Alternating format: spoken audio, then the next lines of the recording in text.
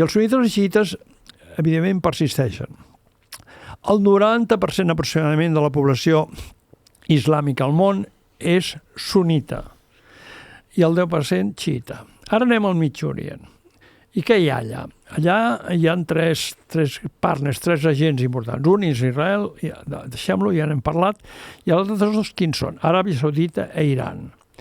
Aràbia Saudita, precisament, és el gran líder sunita. Iran és el gran líder xiita, o sigui, enfrontament segur, declarat. Encara que pugui haver en certs moments una espècie de pausa, però va, declarat. Això és molt important perquè l'audiència occidental moltes vegades confon, posa tothom en el mateix sac i no és conscient, no, d'aquesta...